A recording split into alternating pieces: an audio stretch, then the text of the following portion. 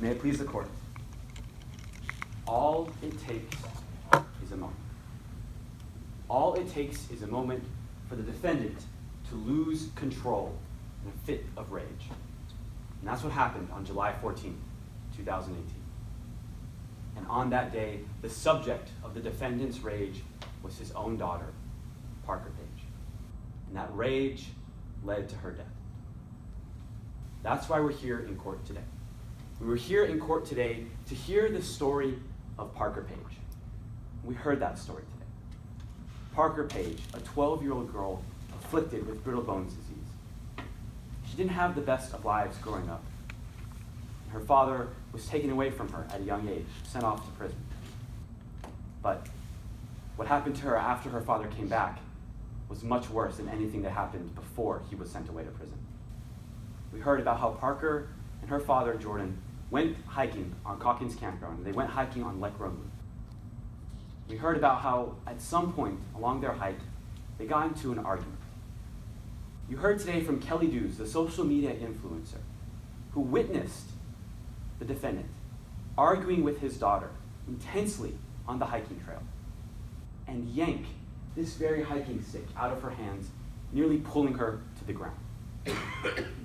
We heard how the defendant grew so angry and so frustrated with his daughter that they were arguing for over an hour in the exact same spot. And then we heard how Parker's body was found 40 feet underneath that lookout. We heard the tragic story of how Parker Page lost her life. She lost her life all in a moment because the defendant was unable to control his anger. Now, we also heard from some other witnesses. We heard from Kai Washington, the defendant's social worker, who's known the defendant for years and testified that the defendant suffers from what he himself describes as rage blackouts. Fits of anger in which he gets so angry that he cannot control himself. He doesn't remember what he does or what he says.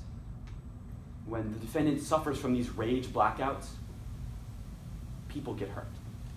And on July 14th, 2018, when the defendant and his daughter were up on that hiking trail, the defendant suffered from another rage blackout. And this time, his own daughter was the victim. We heard from the social worker how the defendant has a history of relapsing into fits of anger and has difficulty managing that anger. And then we heard from Dr. Quincy, who testified about her findings of Parker Page's body, how she believes that Parker Page was pushed to her death, and how she was found there lying at the bottom of a 40-foot cliff, and how all of her findings are consistent with the time that the social media influencer saw the defendant arguing with his daughter. We heard from the prosecution today that the defendant is guilty.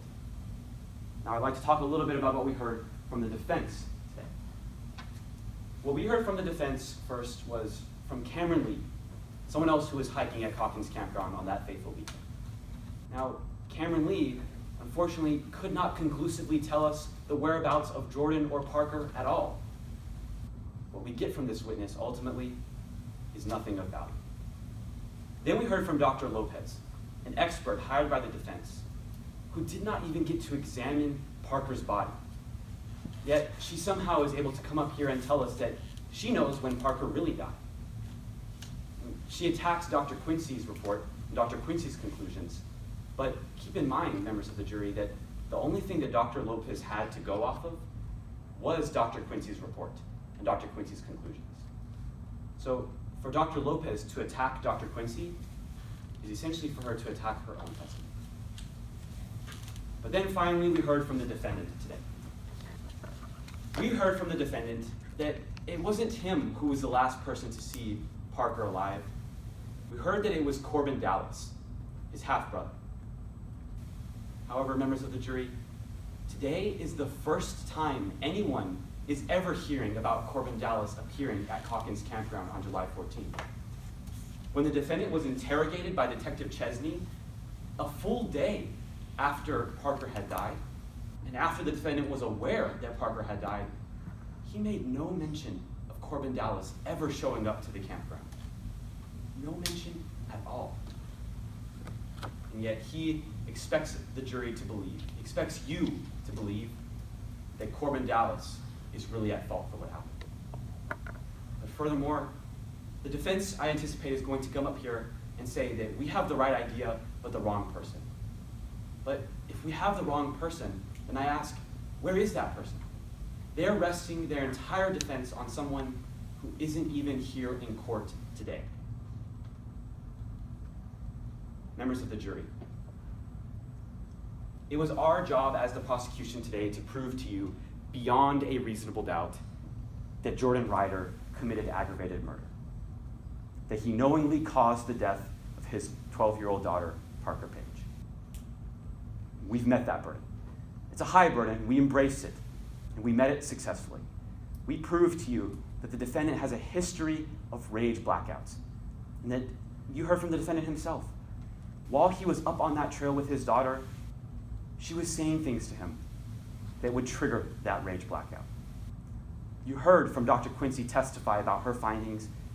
You heard from Kelly Dews, the social media influencer, who saw them arguing up on that trail. The story should be clear. The defendant is guilty of aggravated murder. Now, I want to say one final thing about why it is that we're here today. Why it is that specifically you, members of the jury, are here today. We all had a job in today's case. The judge, the attorneys, the medical examiner, all the witnesses. You have a job as well. A 12-year-old girl was killed right here in Midlands, where you and I live. Now, it's your job to go back and do justice for Parker Page when you go into the jury room.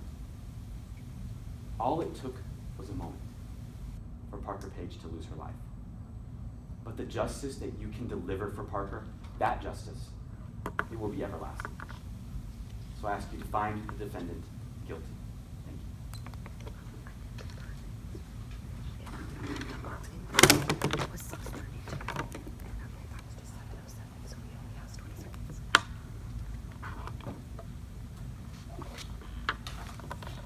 One moment. No problem. Can I sign the courtroom first, Your Honor? Sure.